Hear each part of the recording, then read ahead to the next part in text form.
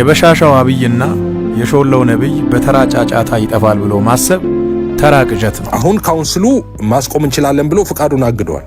እስቲ አሁን ከህግ በላይ ከሆነ ከቤተክርስቲያን በላይ ከሆነ ከክርስትና በላይ ከሆነ ቀጥሎ እናያለን ማለት ነው። ጳውሎስ በ470 ወታደሮች የታጀበው በፈጠረው ተጽዕኖ ልክ ነው።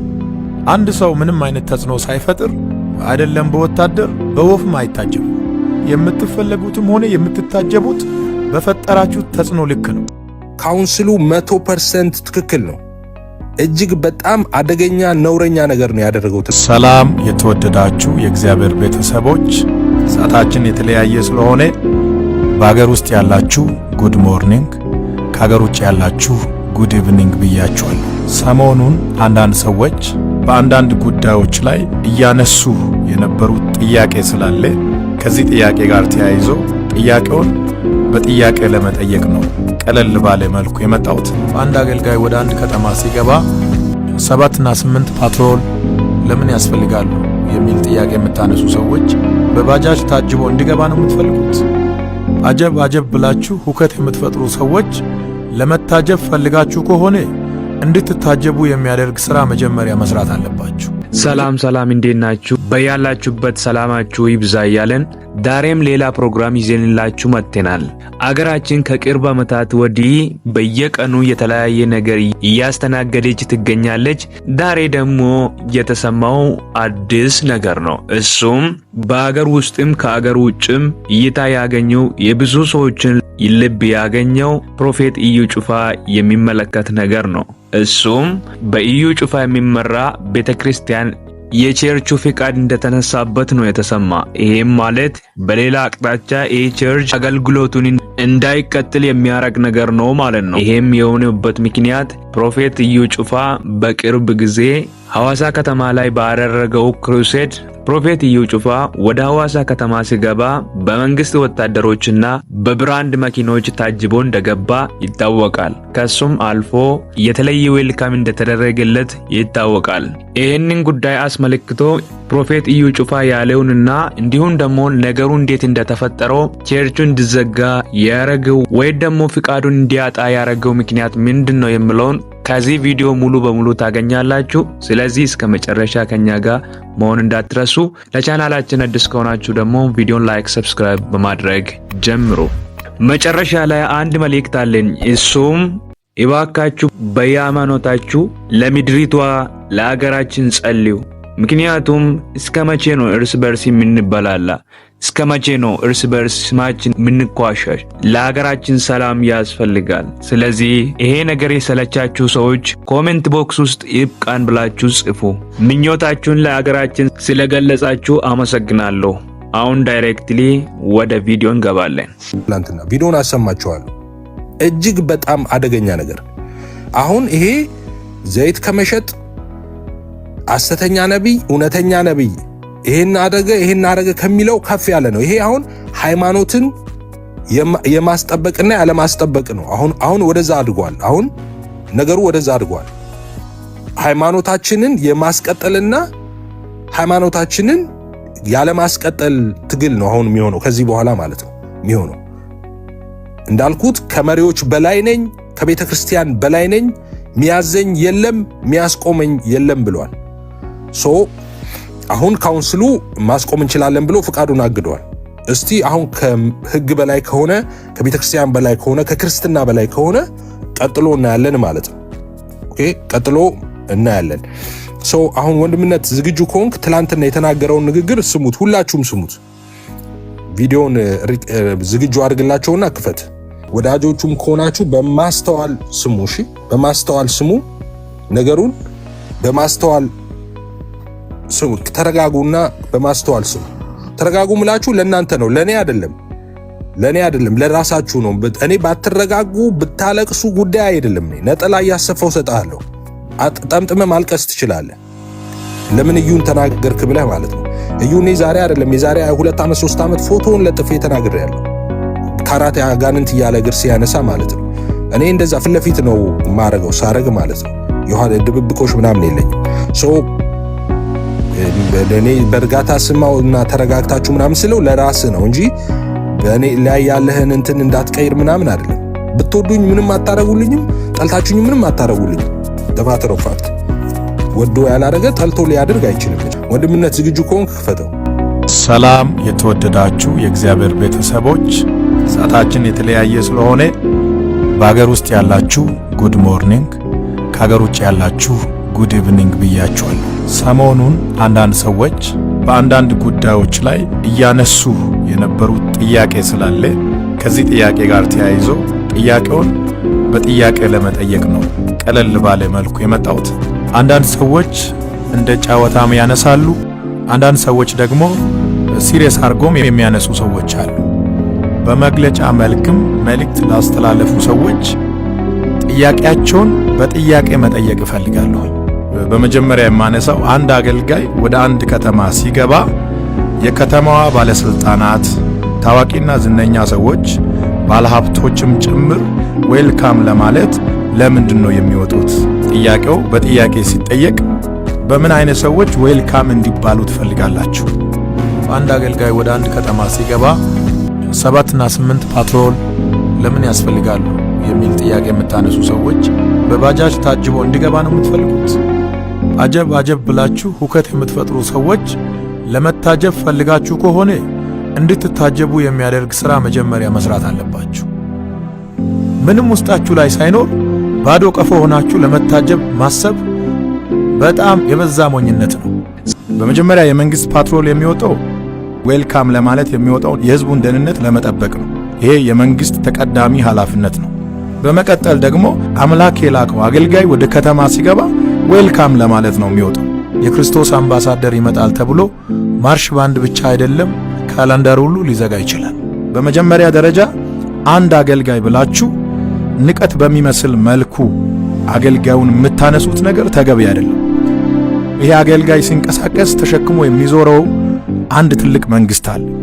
እኔ የማምነው ከዚህ በኋላ ቪኤቶች ብቻ ሳይሆን በዚህ ዘመን የተፈጠረ ነገር ካለ ተጨምሮ አገልጋዮች ዌልካም ይባላሉ። ለመቀበል እንደምትቸገሩ አውቃለሁ፣ ግን ኦፕሽን የላችሁ። አገልጋዮችን በንቀት አትዩ። አገልጋዮች የእግዚአብሔር ቃል አቀባዮች ናቸው። አገልጋዮች የእግዚአብሔር ምልክት ናቸው። አገልጋዮች የእግዚአብሔር ድምፅ ናቸው። ይህንን መልእክት ወደ እናንተ ሳደርስ ፕሮፌቲዩን ፕሮቴክት ለማድረግ አይደለም። እኔ ኦልሬዲ ፕሮቴክትድ ነኝ፣ ከለላ ውስጥ ነኝ። እንደገና ደግሞ ስለ ራሴ የሚከራከር ሰው አይደለሁም። እኔ የሚሰራው ሥራ የማደርገው ነገር ሁሉ የተገለጠ ነው። ልትሸሽጉት የማትችሉት ነገር ስለተገለጠ ከመቀበል ውጭ ምርጫ የላችሁ። ከኋላ ለሚመጣው ትውልድ የምታስቀምጡትን ከርስ፣ የምታስቀምጡትን ቀይ ምልክት እንደማይቻል የምትናገሩትን ነገር እንደሚቻል ለማሳየት ነው። ሙሴ ኢያሱን፣ ኤልያስ ኤልሳዕን፣ ጳውሎስ ጢሞቴዎስን እንዳበረታቱ ሁሉ እኔም የሚቀጥለውን ትውልድ ማበረታታት እፈልጋለሁ። በማስፈራራትና በማስጨነቅ ቀጥሎ የሚነሳውን ትውልድ ተስፋ ለማስቆረጥ የምትፈልጉ ሰዎች እኔ አለሁ። ከዚህ በኋላም ፊት ለፊት ቆሜ ለሚመጣው ትውልድ በር ለመክፈት ከፊት አለው። እግዚአብሔር ከትውልድ ጋር ይሰራል። እግዚአብሔር በትውልድ ላይ ይሰራል። የሚመጣው ትውልድ ትከሻው ከናንተ ጋር እኩል አይደለም፣ በጣም ከፍ ያለ ነው። በአስተሳሰብ፣ በመረዳት፣ በእያንዳንዱ ብቃት የሚመጣው ትውልድ ራሱን የገነባ ያነበበ፣ የተረዳ የእግዚአብሔርን መንግስት ጉዳይ በትክክል ጠንቅቆ የሚያውቅ ነው። አንዳንድ ሰዎች ዘመኑን በሚመጥን መልኩ መንቀሳቀስን እንደ ኃጢአት ያያሉ።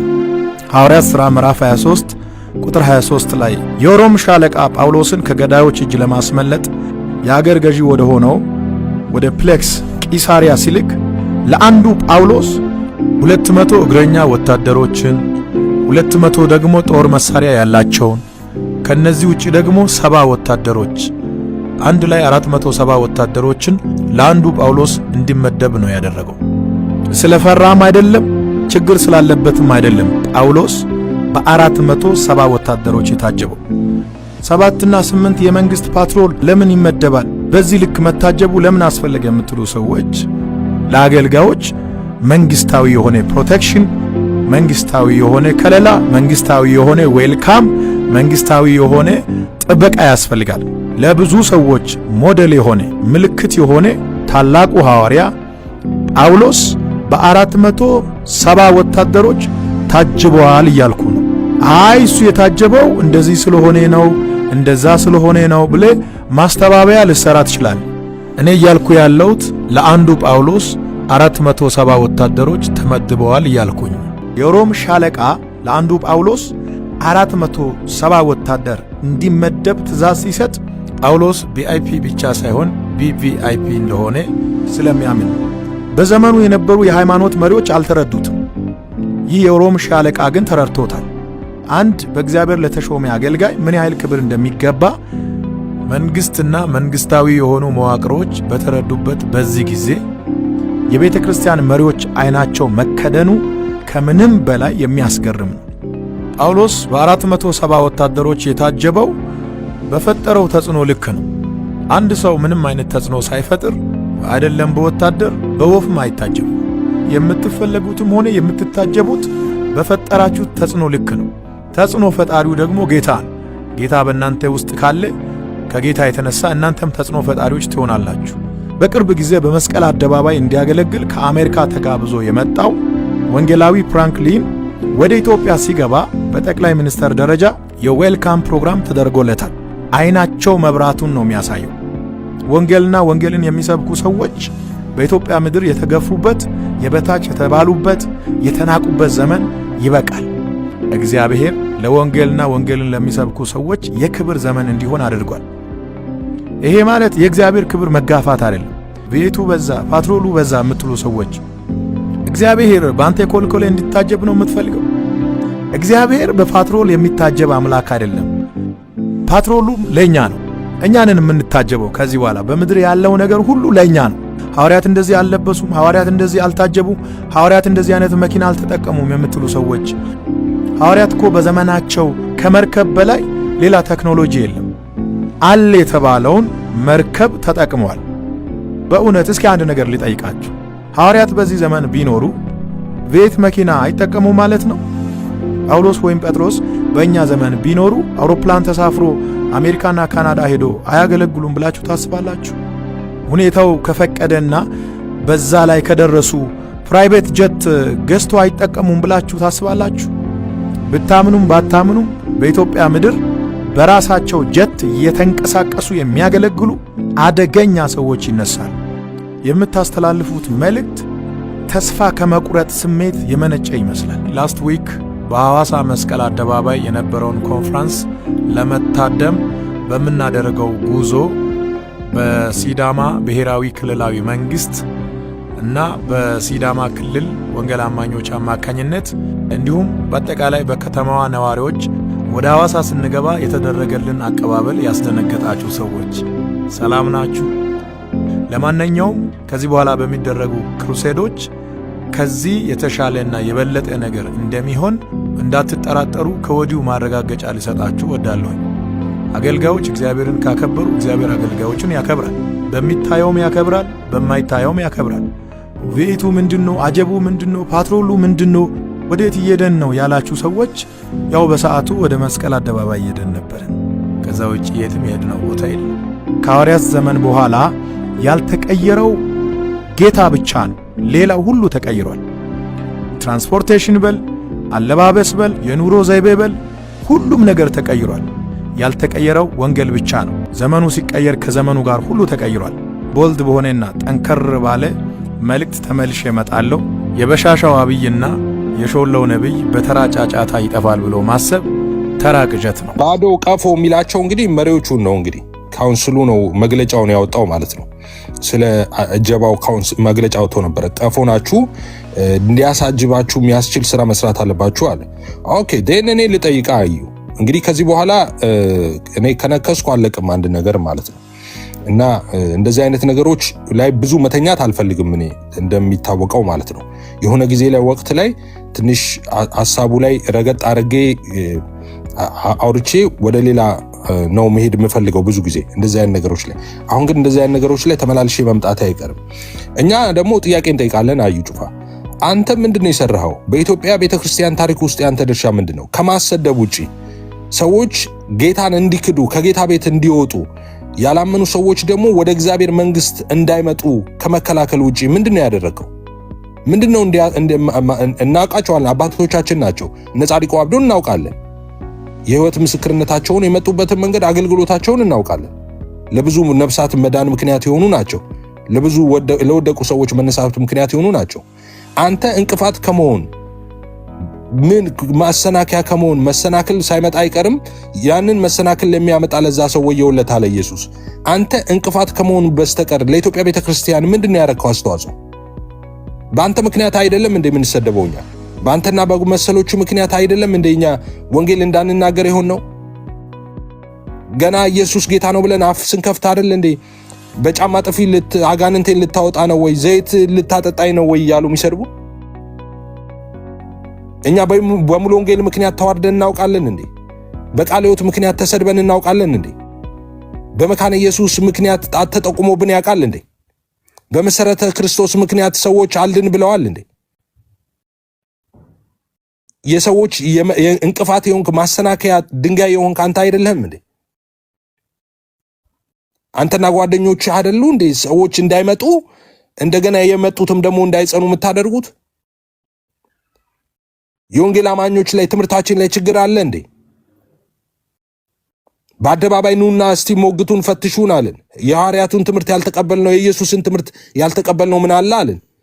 አንድም ሰው መጥቶ የሚሞግት ጠፋ። የወንጌላውያን አማኞች ትምህርታችሁ ትክክል አይደለም የሚለን ሰው የለም።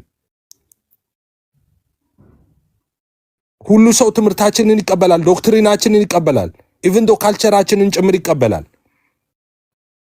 ሰዎች የማይቀበሉት ጥያቄ አድርገው የሚያነሱብን የእናንተን ልምምድ ነው። የእናንተን ልምምድ ነው። በእናንተ ምክንያት ነው ወንጌል የተሰደበው። በእናንተ ምክንያት ነው ሰው እንዴ ዝም ስላልን ጭራሽ ራሳችሁን የወንጌል አርበኛ አድርጋችሁም ልታቀርቡ ፈለጋችሁ እንዴ? እንዴ እናንተ ከደሃና ከበሽተኛ ዘርፋችሁ ፎቅና ህንፃ ሆቴል ከመገንባት ያለፈ ምንድነው ለኢትዮጵያ ቤተክርስቲያን አስተዋጽኦ ያደረጋችሁት? ታሪክ አለ። አንተ በኢትዮጵያ ቤተክርስቲያን ውስጥ ታሪክ አለ? ምን አይነት ታሪክ ነው ያረከው?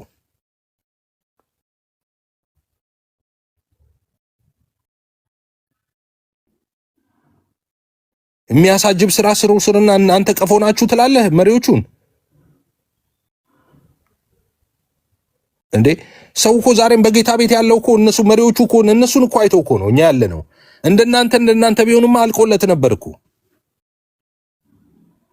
ስንቱን ሰው አሰናክላችሁ፣ ስንቱን ሰው ከጌታ ቤት አስወጣችሁ፣ ስንቱ እንዳይድን ደግሞ እንቅፋት ሆናችሁ። ሊያሳጅብ የሚያስችለኝን ስራ ሰርቼ ነው። አዎ ሪሊ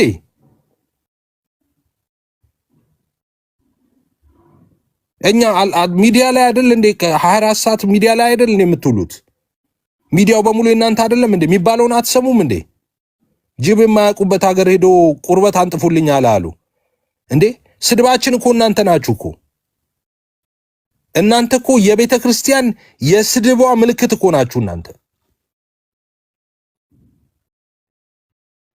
ለቀረው አብያተ ክርስቲያን የለብንም፣ ነውር የለብንም፣ ስድብ የለብንም፣ ነቀፋ የለብንም ከናንተ በስተቀር። የመሰደባችን ምክንያት እናንተ ናችሁ። የመዋረዳችን ምክንያት እናንተ ናችሁ። ሰዎች ላለመዳናቸው ምክንያት እናንተ ናችሁ። የዳኑ ሰዎች ጭምር ለመሰናከል እኮ ምክንያት እናንተ ናችሁ። ጭራሽ እናንተ ራሳችሁን እንደዛ ማሰብ ጀመራችሁ። ጭራሽ የወንጌል አርበኛ አድርጋችሁ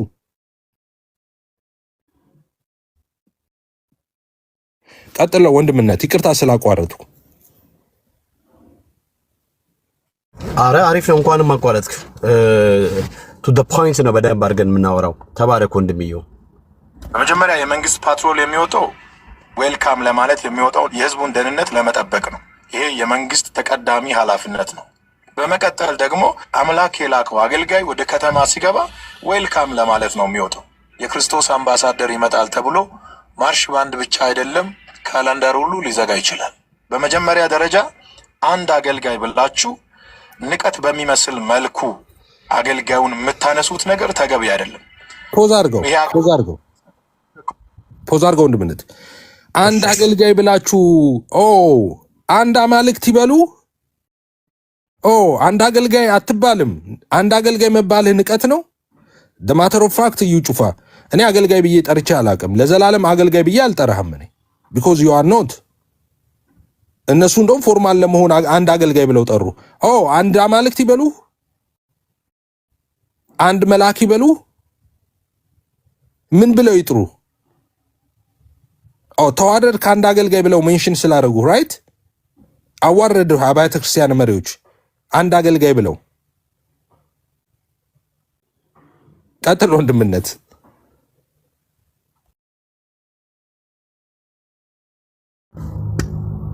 የሚዞረው አንድ ትልቅ መንግስት አለ። እኔ ማምነው ከዚህ በኋላ ቪኤቶች ብቻ ሳይሆን በዚህ ዘመን የተፈጠረ ነገር ካለ ተጨምሮ አገልጋዮች ዌልካም ይባላሉ። እና ለመቀበል እንደምትቸገሩ ያውቃለሁ፣ ግን ኦፕሽን የላችሁ አገልጋዮቹ ፖዝ አድርገው። ኦኬ ለመቀበል እንደምትቸገሩ እናውቃለን፣ ግን ኦፕሽን የላችሁም ማለት። አሁን ይህንን የአብያተ ክርስቲያናት ህብረት ነው መግለጫውን ያወጣው። መቀበል አትችሉም፣ ከዚህ በኋላ እናንጋጋዋለን፣ ኦፕሽን የላችሁም እያለ ነው። ስለዚህ ይህ ሰውዬ ከቤተ ራሱን እንደ አማልክት ነው የቆጠረው ማለት ነው። እስቲ እናያለን። ወይ አንተ ትቀጥላለህ ወይ እኛ እንቀጥላለን። እንግዲህ አሁን ሃይማኖት የማስቀጠል ያለማስቀጠል ነው። ወይ እኛ የጌታ ልጆች ተብለን አማኞች ተብለን እንቀጥላለን ወይ አንተ ትቀጥላለህ ማለት ነው ቤቱ ላይ። ፖሊስ አገልጋዮችን ከማጀብ እንድታቀብ ተጠየቀ። የኢትዮጵያ ወንጌል አማኞች ቤተክርስቲያን ካውንስል ፖሊስ አገልጋዮችን ከማጀብ እንድታቀብ ጠይቋል። ኮንፈረንስ አስመልክቶ በጦር መሳሪያ አንድን አገልጋይ ማጀብ እንደ ወንጌል አማኝ በፍጹም ተቀባይነት የሌለው ከአስተምሮት ውጪ መሆኑን የኢትዮጵያ ወንጌል አማኞች ቤተክርስቲያን ካውንስል ይወቁልኝ ብሏል። የካውንስሉ ጽህፈት ቤት ኃላፊ የሆኑት ፓስተር ጌትነት ለማ በሰጡት መግለጫ የመንግስት አካላት ለአንድ አገልጋይ ፖሊስ አሳልፈው መሳሪያ አስታጥቀው አጀብ ፈጥረው ግርግር በማድረግ የሆነ አካል ወደ ከተማው የገባ የሚያስመስሉት ነገር ተገቢ እንዳልሆነ ተናግሯል። አጀባው ትርጉም አልባ ነው፣ ከመጽሐፍ ቅዱስ ውጪ ነው። በጦር መሳሪያ መታጀብ ትርጉሙ ሌላ ነው። ፍርሃት ሲኖር ነው መታጀቡ የሚመጣው። አገልጋዩ ከህዝብ የተበደረው ገንዘብ ሲኖር ችግር የሚፈጥርብኝ ህዝብ ይኖራል ብሎ ሲፈራ ነው በፖሊስ የሚታጀበው እንጂ ወንጌል ለመስበክ ከሆነ እጀባ አያስፈልገውም ብሏል። በተደጋጋሚ እንደዚህ የሚያደርጉ አገልጋዮች በጽሁፍ በአካል ማስጠንቀቂያ ሰጥተናል፣ በቅርቡ እርምጃ ወስደን መግለጫ እንሰጣለን ብለዋል። መጋቢት 11 ቀን ነብይ እዩ ጩፋ ወደ ሐዋሳ ሲመጣ የመንግስት ፖሊስና ሙሉ ማርሽ ባንዱ አቀባበል ማድረጉ መንግስትና ሃይማኖት የተለያዩ ናቸው የሚለውን የህገ መንግስት ድንጋጌ ጥሷል በሚል አነጋጋሪ እንደነበር ይታወሳል። 7 አገልጋዮች ታስረዋል። ቤተክርስቲያን አሁንም ስደት እየደረሰባት ነው። ካውንስሉ የኢትዮጵያ ወንጌል አማኞች በአገራችን የተለያዩ ቦታዎች በወንጌል አማኞች ላይ እየደረሰ ያለውን እንግልትና እስር በተመለከተ ጋዜጣዊ መግለጫ ሰጥቷል። በትላንትናው ዕለት በተሰጠው መግለጫ በጅማ፣ በሰከም ቀበና፣ በጅግጅጋና በቦምባስ ከተሞች በወንጌላውያን ላይ እየደረሰ ያለው እስርና እንግልት እንዲሁም ቤተክርስቲያን ላይ እየደረሰ ያለው ጥፋት እንዲቆም ጠይቋል። ካውንስሉ በመግለጫው ይህ መግለጫ እስከተሰጠበት ደቂቃ ድረስ በጅግጅጋና በቦምቦስ ከተማ 7 ምዕመናን በእምነታቸው ምክንያት እንደታሰሩ ገልጿል። በኢትዮጵያ ወንጌላዊት ቤተክርስቲያን መካነ ኢየሱስ የጅማ ዞን ሰጠማ ወረዳ ጋትራ ከተማ የምትገኘው ማህበረ ምዕመናን ላይ የደረሰውን ከፍተኛ ድብደባና የጸሎት ቤት ማቃጠልን ያስታወሰው መግለጫው ምዕመናን የጸሎት ቤቱ ፈርሶባቸው አሁንም በሜዳ ላይ እያመለኩ እንደሚገኙ ጠቅሷል። በተመሳሳይ በአፋር ክልል በዱለቻ ወረዳ ውስጥ ባሉ የከሰም ቀበናና በዲሆ ቃለ ሕይወት ቤተክርስቲያን ላይ ዝርፊያና ምዕመናን ላይ ከፍተኛ ተጽዕኖ እየተደረገ እንደሆነ በመግለጫው ተጠቅሷል። በሶማሌ ክልል ደግሞ በጅግጅጋና በቦምቦስ ከተማ ውስጥ በድምሩ 7 ምዕመናን በእስር ላይ እንደሚገኙ በመጥቀስ የሚመለከተው አካላት በእምነታቸው ምክንያት ለእስር የተዳረጉ ምዕመናን እንዲፈቱ ካውንስሉ ጠይቋል። ካውንስሉ በመግለጫው የኔ ሃይማኖት የበላይነት ሊረጋገጥ ይገባል ባዮች በአካባቢያችን ሌላ እምነት በነጻነት ሊንቀሳቀስ አይገባም በማለት ሃይማኖት አልፈው ሰላምና ሁከት በሚፈጥሩ አካላት ላይ ህጋዊ የእርምት እርምጃ በመውሰድ ከጊዜ ወደ ጊዜ የተባባሰውን ሃይማኖታዊ ጥላቻ እንዲቆም የሚመለከተውን አካል ጠይቋል።